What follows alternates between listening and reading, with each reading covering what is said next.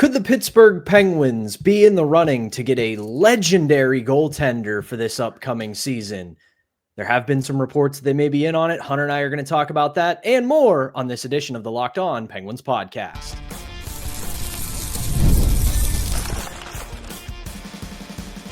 Your Locked On Penguins, your daily podcast on the Pittsburgh Penguins, part of the Locked On Podcast Network, your team every day. Welcome back to another edition of the Locked On Penguins podcast. I'm one of your hosts, Patrick Damp. You can follow me on all social media platforms at synonym for wet. Joined as always by the one and only Hunter Hodes. You can follow him on Twitter at Hunter Hodes. You can give our show's Twitter account a follow at LO_Penguins. You can also find us on Instagram at LockedOn_Penguins. And of course, we appreciate you making us part of your daily routine. Don't forget that we're free and available wherever you get your podcasts, as well as YouTube. Plus, if you follow us on YouTube, make sure you've hit the notification button. That way you can be among the first to know when our newest episodes drop. Let's get a little bit of housekeeping out of the way before we get started, Hunter. Us two, I don't know what you want to call us, dummies, idiots, morons, whatever. We forgot that Monday was Labor Day. So when we said on Friday that we'd be back on Monday, that turned out to be a lie. So we hope you enjoyed your holiday weekend. We are back here on a Tuesday, and this will be our last week of 3 episodes per week. We go back to dailies starting next week. If you're listening, spoiler alert, next week we're going to start our summer catch-up series, where if you've been not participating in being a sicko like so many of you and following hockey throughout the summer, and you're ready to tap back in because it's September and we've got hockey in just a couple of weeks, we'll get you caught up on everything that you may have missed over the summer that the Penguins have done, including the draft, free agency, and everything in between. We'll make sure you're all caught up on that. But we do have news that we have to talk about that came out over the weekend, Hunter, and that is that the Penguins could potentially trade for Carey Price's contract, because if you know anything about Carey Price, his career is pretty much over. He's been on LTIR. He's retired without retiring. And there was a report from, let me make sure I get this name right, from RG.org's Marco D'Amico, that the Penguins are among a couple of teams interested in trading for that contract. It's $10.5 million for, I believe, 2 more years, including this one. So realistically, this is nothing more than throwing a lifeline to the Montreal Canadiens, who are a little bit over the cap right now. And that's not counting that they haven't put his deal back on LTIR, but they have stated that they need some help down the middle. So freeing up that cap space and being able to make future moves to take the next step, because they are a team on the come up. This is the logical next step for the Canadiens. Oh, 100%. And I will say, Pat, Carey Price's career is not pretty much over. It is over. He is not playing again. He has 1 year left on that contract, not 2. He has 1 more year left, $10.5 million. He'll be a UFA for 26, 27, but it's okay, people. He's retired. All the Penguins will be doing here, if they were to swing this, they'd get him, put him on LTIR, $10.5 million there, and you get some assets for it. Picks, prospects, maybe a roster player, more likely picks, though. I think that's the most likely scenario that you'll be getting. Kyle Dubas has been really stashing picks these next 2 years, so I think that's what you'll be looking at if you were to deal for Price's contract. Though we do have to add the caveat, it looks like the San Jose Sharks right now are the favorite. And it's funny, Pat, you look at the 3 teams who have been really connected to this: the Penguins, the Blackhawks, and the Sharks. What do all 3 of those teams have in common heading into this season? They are probably not going to be very good. I think the Penguins will be better than the Blackhawks and the Sharks. I know the Blackhawks and the Sharks want to be better this year than where they were last year, but they're still not going to be playoff teams. I think they're still going to be 2 of the worst teams in the league, but I don't think they're going to finish ahead of the Penguins. But all those 3 teams have in common, again, they're not going to be good, and they have cap space. Right. There you go. And looking at because we talked about this yesterday morning, you and I, via text, and I was looking through Puckpedia, I was looking through the Athletics pipeline ranking, and you look at what Montreal has right now and what they're looking to do. This doesn't really seem like a good fit for the Penguins, just because Montreal is trying to take another step. They have really started to take more steps in becoming a competitive team again. You could see it last year that they were a really surprising, talented young team. There's a lot of potential there for them to really make their mark in the Eastern Conference as well as the Atlantic Division. But then you kind of look at the other two teams involved, the Blackhawks and the Sharks, who are involved in this, and you think, well, the Penguins want to get good again in, say, 2 to 3 years. The Sharks, they're in a similar place, but they've got their franchise cornerstones already drafted, already ready to go, and they're going to have a little bit of time to take, say, a Carey Price contract, put it on LTIR, use that cap space. They can part with some draft picks. Maybe they can part with a young prospect, BC tier level prospect that they're not too hot on. Same goes for the Blackhawks. They've got their franchise player. Hell, they've got their franchise goalie, I would think, with Spencer Knight. And then you look at it from the Penguins' perspective, and there really isn't much in Montreal's system right now that I could either see them parting with as being attached to this, or something that would really want the Penguins would really want from Montreal in order to take that contract. I don't think Montreal will move any of their top guys to move this, especially their prospects. That would be ridiculous. Again, I think the most likely scenario here is picks, just because Kyle Dubas wants to stockpile as many as possible. And as he said numerous times, he will use them to draft players, or, which I think is going to get more likely as we get further into this rebuild, he will trade some for some younger pieces. Also, I think someone like Kirby Dach, who makes $3.36 million against the cap this year, he'll be an RFA next year. If Dubas wants to try and maybe swing that just for a change of scenery, I could see it. Though the biggest thing with Kirby Dach is, though, just hasn't panned out the way that a lot of people thought, and he's also been banged up a lot throughout his career. I think he's kind of meh at this point, but I do think it's a player that I could see Dubas being intrigued about, or maybe asking about, to be like, hey, we'll take on this contract, but would you consider moving him to us? You can give him a change of scenery here. If he stays healthy, maybe we can give him a next contract, attach another pick to it or something like that.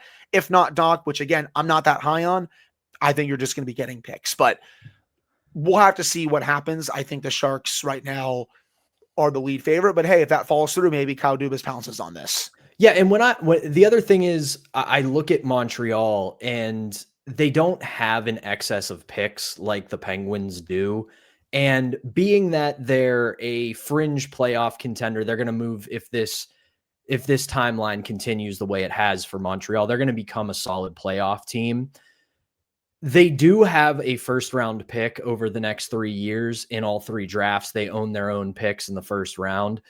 And considering where they are, I don't see them moving that first round pick unless it's something that could take the place of said first round picks. That's fair. And when you look at the Penguins roster right now, their biggest names, I don't think quite fit Montreal's timeline yet.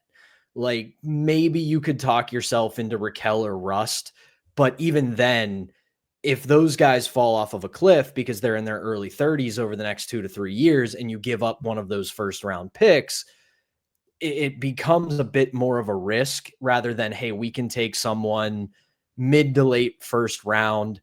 They might not be a star, but by the time they become a NHL contributor, we're going to be a good team, and we're going to need those young guys on ELCs rather than we got to deal with the rest of Rust or Raquel's contract. And aside from that, I don't see them taking on someone like Erik Karlsson because that's just too much money, and they're trying already to get out of a $10.5 million contract. So to put a button on this segment, it's good that Dubas is doing his due diligence to maybe find a market inefficiency of a team that's trying to move a dead contract that they can take on. But this really feels like when you talk about the teams that are involved, the Penguins are probably third out of three. Second or third, I would say, because again, I think the Sharks right now, they especially have the cap space. I'd put the Penguins right behind them with the Blackhawks. But as I've said multiple times, I'm not surprised that these are the three teams in on Carey Price. If you maybe wanted to argue some of the other teams who won't be as good could be on Price this year, I could see it. But these three teams, there's really no surprise. But this will be something to monitor as we go through the month of September. Who knows if this even happens? Maybe the Canadiens wait to do this during the season. I mean, they may want to do this sooner rather than later because, Pat, you look at their cap situation right now, they are negative as of right now, that they're going to have to do some things before the season. And they'll be fine. Kent Hughes is a good general manager, but I think they're going to want to get this done sooner rather than later. But I still wouldn't be surprised if, say, they can't, that this maybe happens during the season, maybe right before the trade deadline. But this will be something to monitor. For sure, and we'll keep an eye on it. If anything happens with the Penguins, we'll obviously jump on here and talk about it, and we'll go from there. But that's going to do it for our opening segment. When we come back, outdoor hockey is coming back to Pennsylvania. Could it involve the Penguins and Flyers? We'll talk about it when we get back, right after this. Before we do that, though, we've got to tell you about today's first sponsor, and that is FanDuel. The NFL season is almost here. We're just a couple days away, and FanDuel is making sure you're ready for kickoff with a can't-miss offer. Right now, new customers can bet just $5, and if your bet wins, you'll get $300 in bonus bets to use across the app. FanDuel, it makes games even more exciting, whether you're watching your favorite team or just keeping an eye on your fantasy lineup. It's quick, easy, and the best way to add a little bit more energy to those football Sundays. So if you're ready to play, download the FanDuel app now by visiting FanDuel.com to get started. That's FanDuel.com to place your first $5 bet. We're back here on the Tuesday edition of Locked On Penguins. I'm Patrick Damp, right alongside Hunter Hodes. And as I said, outdoor hockey is coming back to the Commonwealth of Pennsylvania on January 31, 2026. Penn State hockey will play a doubleheader at Beaver Stadium. The men's team will take on Michigan State, while the women's team will take on RMU in a doubleheader at Beaver Stadium. And I am genuinely so excited for this one because obviously Gavin McKenna is playing at Penn State and he's going to get to play an outdoor game at Beaver Stadium. I'm also excited for this as a local hockey nerd. It shows how much growth the sport has had across Pennsylvania over the past 20 years. The fact that Penn State now not only has good Division I hockey, they're going to get put on a grand stage at Beaver Stadium. If you've ever been there for a Penn State football game, it is one of the best and most unique atmospheres in college football. I have no doubt Penn State fans and students are going to do the same for hockey, which will be a really cool scene. But this begs the question, are we finally going to get that fabled Penguins Flyers outdoor game at Beaver Stadium? Basically, the NHL was asked about this. They said they would love to talk to Penn State at some point. This is a quote from Steve Mayer, president of NHL Content and Events. He said, "Make us aware of your timeline. By no means have we committed to them, though we always think it's attractive." Kind of sounds like a non-answer, but Hunter, I want to ask you this question. Has the bus already left the station for having Penn's Flyers at Beaver Stadium, and do we still want it? I hope not. Like, I know we've had the Stadium Series games, one in Philly, one in Pittsburgh, but I still feel like it would be so cool to get this before Sid retires, where both teams come to Penn State 50-50, Penguins fans and Flyers fans at Beaver Stadium, one of the best college football stadiums in the country. I say that as a Virginia Tech fan. We have the Enter Sandman entrance. It's amazing. Beaver Stadium, though, it's one of the few stadiums out there that can get louder than Lane Stadium at Virginia Tech. Like, I put Beaver Stadium up there with the best of the best, Death Valley, LSU. I'd say the same thing about Clemson. Alabama can get really loud. Penn State, obviously, the horseshoe for Ohio State. And getting to see both those teams play there would be epic. It's something that I think both fan bases have wanted for quite some time. Maybe you could do it as a Winter Classic in early January. I know the college football playoff has expanded to 12 games, but, I think both sides can make it work where you have a Winter Classic in early January and both fan bases can meet there, 50-50 split. Why not? It would be fantastic. However, if you can't do that, you know what other matchup I'd look at, Pat? How about Penguins Caps there? Hershey? I think a lot of Capitals fans would come up for it, considering DC is really not that far from Penn State. And especially there's a lot of Caps fans in the Hershey area because of the Hershey Bears. They would drive up to State College for it.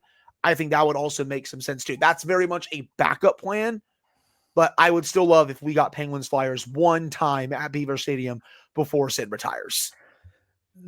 I'm half with you. I like the idea of getting Sid against the Flyers at Beaver Stadium before he retires.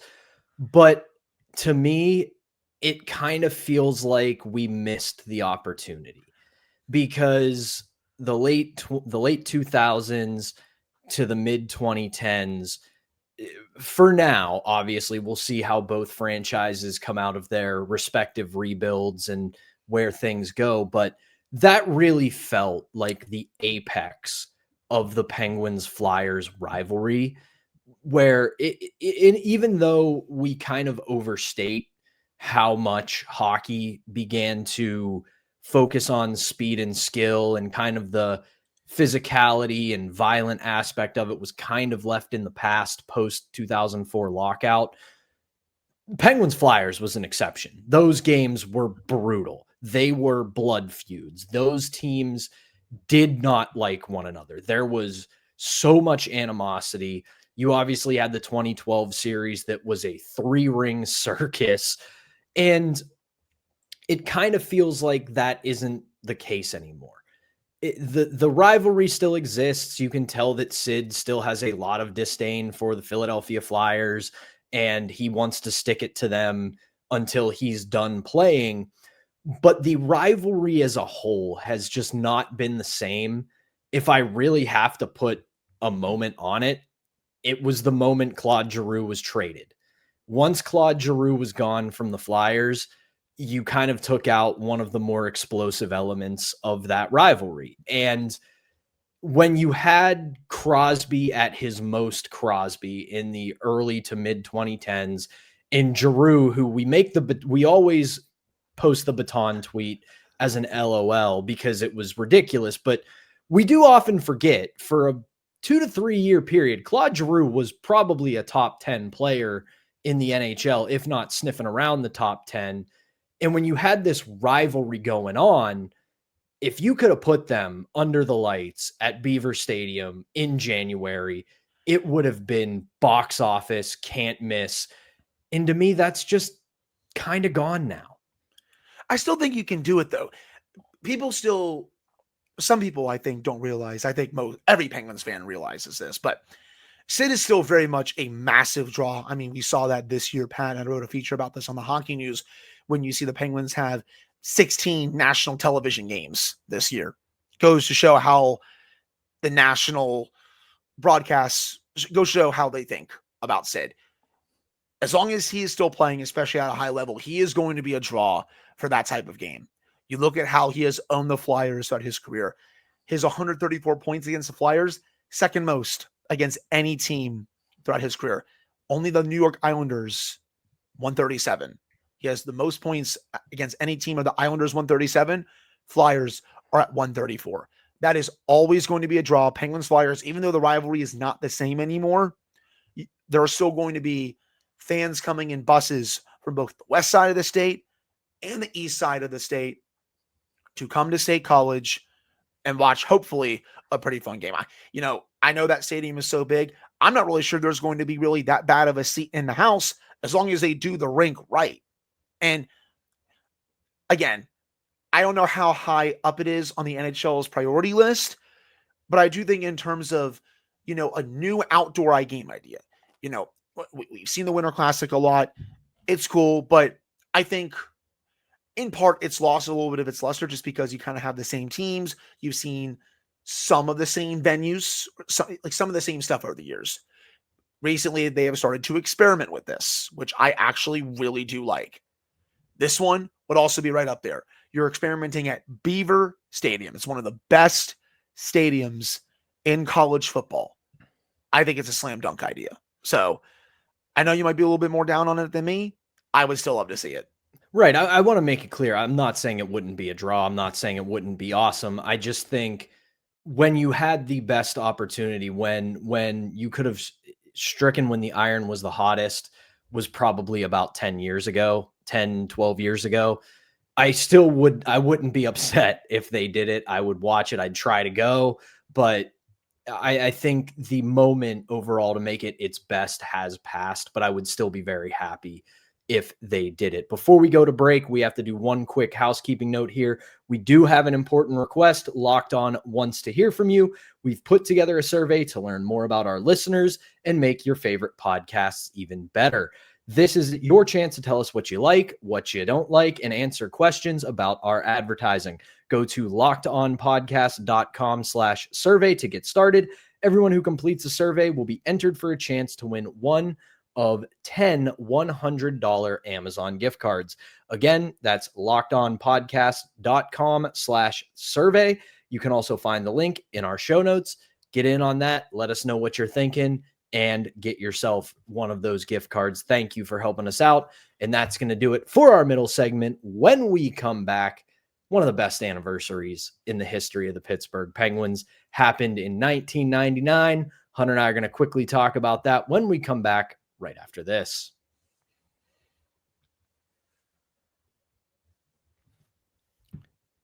We're back here on the Tuesday edition of Locked On Penguins. I'm Patrick Damp, right alongside Hunter Hodes.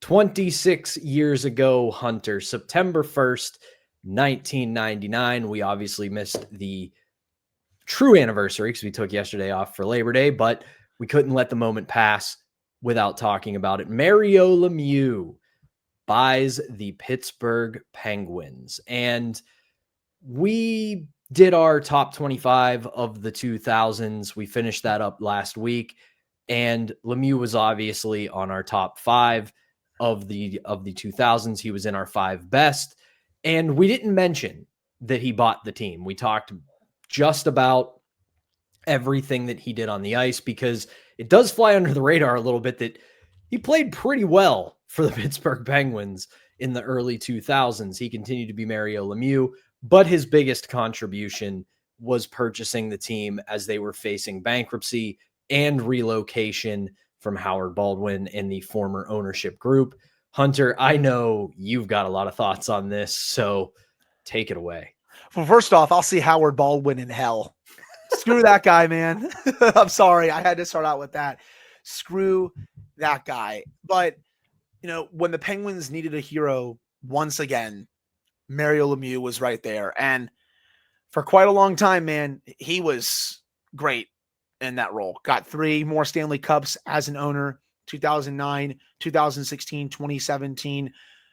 Under his ownership with Ron Burkle, Penguins always spent to the salary cap. I know towards the end, Pat, it got a little bit dicey with, the hiring of Ron Hextall and Brian Burke. And, it's a little bit scary just because of how that ended. But you look at his overall tenure, anyone who doesn't say it was a resounding success is out of their freaking minds. You look at the historical complex of this. He was the first NHL player to own the team that he played for when he bought the team in 1999.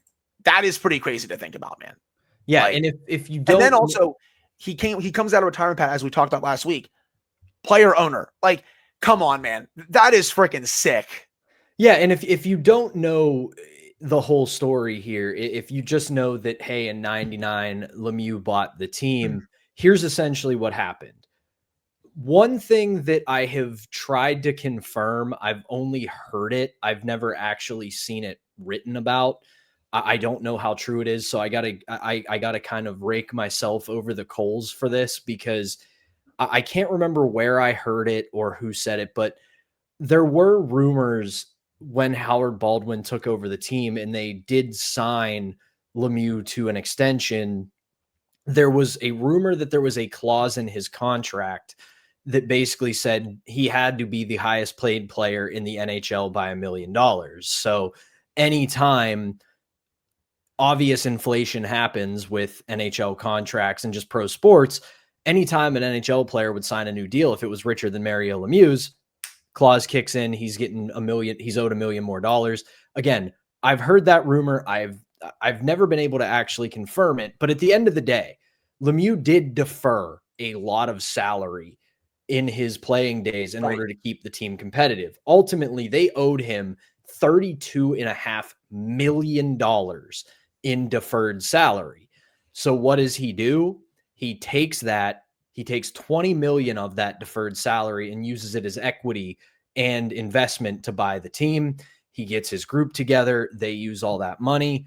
They purchase the team, and the rest is history. Another thing, Pat, they were in serious debt when he took over the team. It took a few years for them to get out of that, but they were still in serious debt. But, credit to him, credit to Ron Burkle. They were able to get out of it. And, when he bought the team in 99, honestly, man, kind of changed the culture of the Penguins. And, you see that to this day now where, the franchise is in such a good state. Like, yeah, I know that there's rumors of another potential ownership group coming in. As I hinted at a couple weeks ago, FSG was able to buy Alexander Isak from Newcastle for $130 million during the transfer window. So there's a lot of that money. They'll be able to recuperate a whole bunch more if they obviously sell the Penguins. And I know there's some rumors about that, but you look at where the franchise is now. They're in Pittsburgh. They're going to stay in Pittsburgh for a very long time. And part of that is because of the culture that Mario created when he bought the team in 99 and then kept it obviously for so many years, Pat. But I just wanted to say that as well. The best way I can put it to build off what you said is prior to Mario Lemieux, in this stretched to a lot of different ownerships, not just Howard Baldwin, but Howard Baldwin was obviously the biggest culprit of this. The Penguins would spend recklessly. They would just spend money. And it would be for players that didn't deserve it, or for players that they knew they needed to keep, but they were unable to afford them. So they would throw money at them that they didn't have. When Lemieux took over, they spent intelligently.